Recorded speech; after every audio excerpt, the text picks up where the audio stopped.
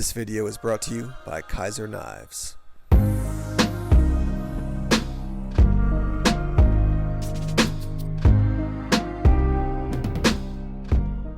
Hey, what's up everyone? Tim here from Everyday Tactical Vids, and today we're looking at this, which is the Little River Bowie knife from Kizer.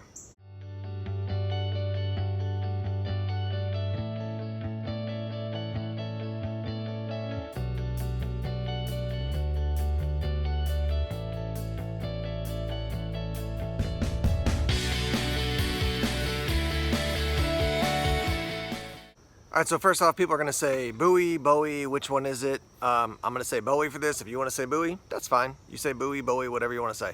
Alright, let's talk about the knife. 8.75 inches from end to end, 4.375 for the blade, 4.375 for the handle. Does come with a kydex sheath.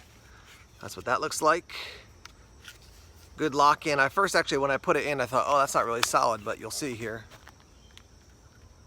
I mean, it's locked in solid. There's your clip to go over your belt. You can take it off and remount it at a different angle if you want to do so. It's not made to go at a ton of different angles, but you can definitely swap it out. You can see actually right through the hole there. So you can, there's a couple different ways you could actually set it up.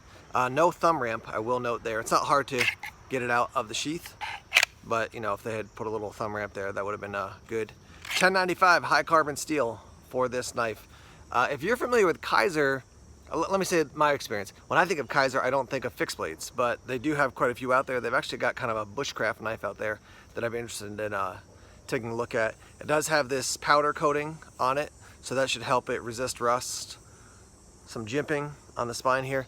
Good jimping for this knife. It's a little bit more aggressive than I would say the average Kizer knife that I've used, but that's good for more of an outdoor knife. My hand is large size. That's what it looks like there. You can see I was working in the car today a little bit. Anyhow, so yeah, it's comfortable despite the fact that that handle is not super thick or huge. And I want to show you there a little jimping on the bottom that you can't really feel, and this on the back you can't really feel either. But if you lock your thumb in right there, you definitely can feel it. So yeah, I was intrigued by this knife.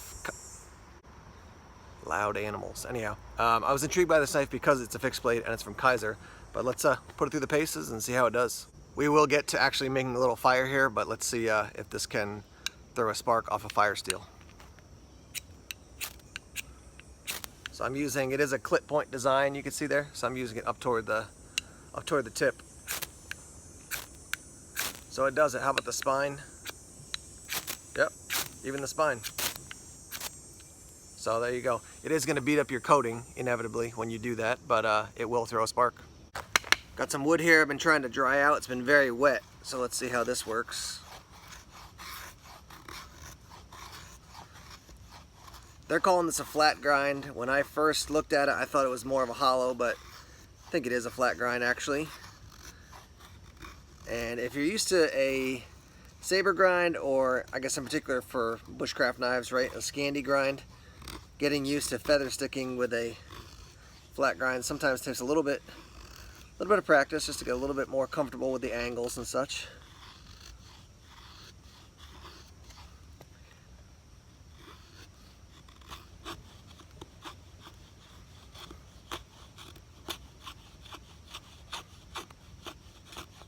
So there's a look at some of the work that it did. Pretty good. Nice job, Little River. So here's an example of when batoning can actually be helpful. Everything is just soaking wet out here in the woods. I've got some mildly dry wood, but I want to break it down to smaller sizes. So this is not putting it through a major test, but just showing that it can baton, some wood. I may be coining a phrase here, detail batoning. What I mean is that, you're not trying to break through huge pieces of wood. You're trying to just process some smaller wood down even smaller, some small wood down even smaller, and I'm trying to keep it up off the ground here. I got it on a piece of wood down here below the camera angle. Let's do a little cross batoning just for kicks.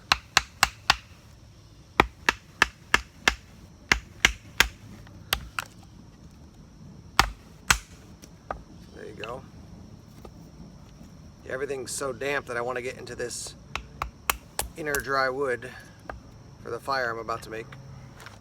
All right, now we'll test it out on something a little bit bigger. I'm assuming it's gonna work fine, but let's give it a shot.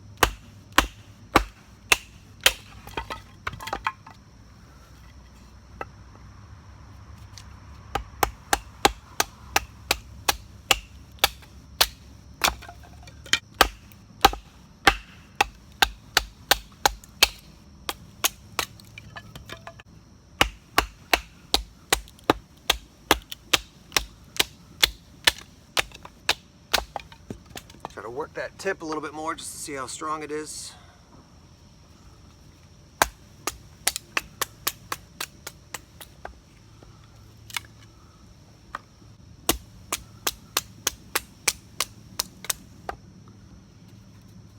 Twist it here.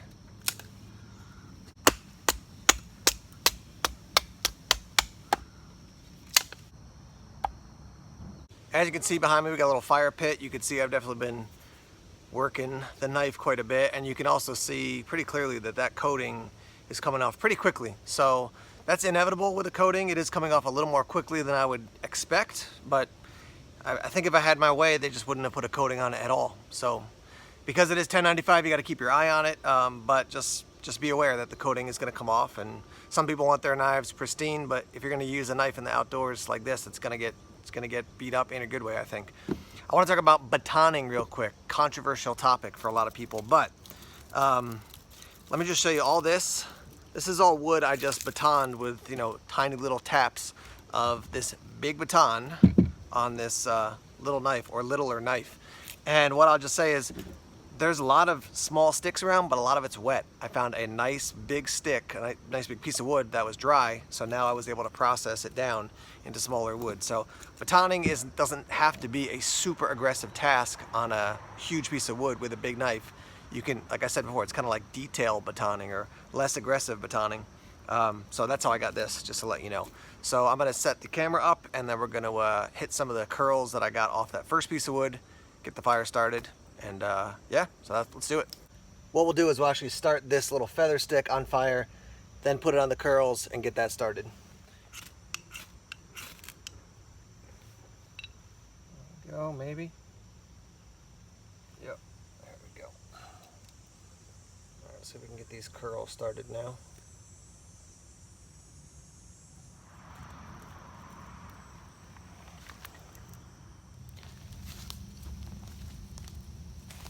Here's a look at it on my belt. This is a very wide belt, so it's probably 1.5 inches, and the clip works fine on it. There it is on my belt. Take the knife out, putting it back in. So yeah, and again, if you wanted to change the angle, if you wanted to take it off and put some new holes in the kydex and put a tech lock, there's lots of different things you can do with it. And certainly you could just take the clip off and throw this in a bag or even a pocket if you wanted to do that. As the title says, this is a first look at this knife, so let me give you some initial thoughts. The coating coming off, that may be an issue for some people. For me, it's not. Knives that are 1095 with this type of coating, often it starts to wear off. I did say it's coming off pretty quickly for having not used it a ton, but again, my preference would be no coating at all. Just give me the blade without any coating on it. So to me, that's not a big deal. It is a smaller knife, so it's not. I would not call this a big, hefty survival knife. You know, at a little bit less than 4 inches, you know, you're looking at something obviously around the range of like an SE4. Those are, it's got a different style than that. You know, this has the clip point.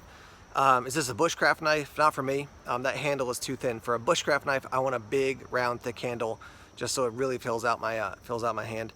But this is definitely a good camp knife, a good outdoors knife from what I've seen so far. You can do woodworking with it. You can do food prep. Yeah, I mean, it's cool. Again, my thing that I was intrigued by at first was that they had a fixed blade Kizer, because I saw so many folding knives.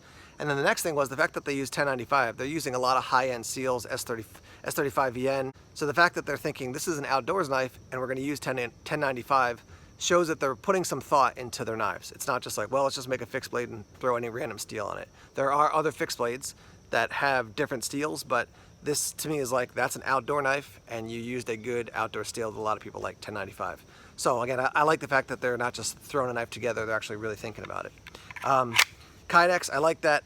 We've got the kydex sheath. I do like that clip. I was surprised, honestly. I didn't think I would like it that much. I would like them to put a little bit more effort, put a thumb ramp on there, but that's not a huge deal or a make or break thing for me. There is, I don't think I said this before, there's a little drain hole there, so if you get water in it, it will drain the water out, which is good. Handle is overall comfortable. Again, large size hands. My default is to always put my thumb up on the spine, but I was able to use it like this with no issues.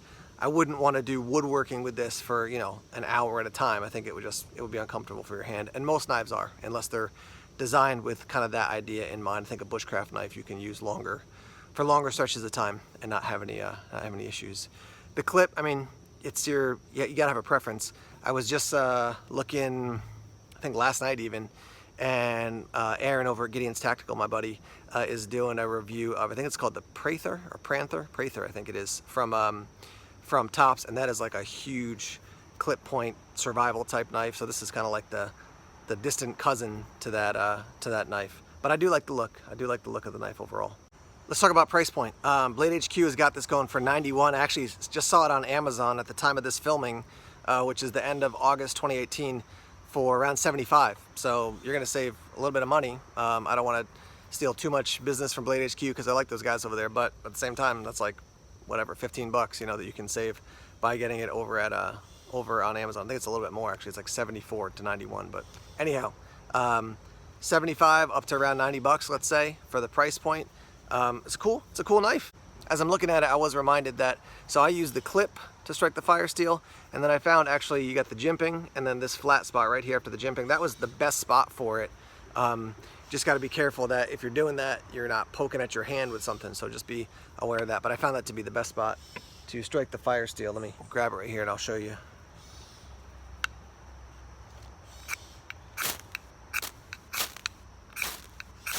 So that gives the best spray of sparks from your fire steel. And that's obviously going to wear off the coating as well, but it is what it is. Now I want to hear from you guys. If you know somebody who owns one of these, or if you own one of these and you've used it, what do you think of it? Because I think it's kind of a cool knife, and I don't know if Kizer's gonna, I mean, they're making so many knives, they probably will branch out into doing more and more fixed blades, outdoor knives. But I think this thing is a win for the price point, what you're getting, the look, the function of it. I'm liking this knife for sure. I like clip points as far as the look. Functionally, not always as they're not always as good as just like a straight drop point. But yeah, I think it's cool. It's cool looking, and it worked well. So let's hear your thoughts in the comment section down below about this knife. If you've got one, or even just from watching this video, obviously, what do you think about what you've seen? Thanks as always for checking out the videos here on YouTube. Please subscribe, click that little red subscribe button if you haven't done so already, and share this video, and just give me a thumbs up. If you've watched this far, give me that thumbs up, let people know that you're appreciating what Everyday Tactical Vids does, and that tells YouTube that people are actually watching the video. So appreciate that, guys. We're on social media, Facebook, Twitter, Instagram, Tumblr, and Vero as well. So go ahead and check us out on those other social media outlets. Right now at the time of this video, again, the end of August 2018, we're about to cross over, I think, 5,000 followers, 6,000, 5,000, I think it's 5,000 followers on Instagram. So we're about to have another jump to another category, which is cool. So head over to Instagram and follow us there. Everyday_tactical_vids is where we are on Instagram. All right, that's it, guys. Thanks for watching. More videos coming soon. Take care.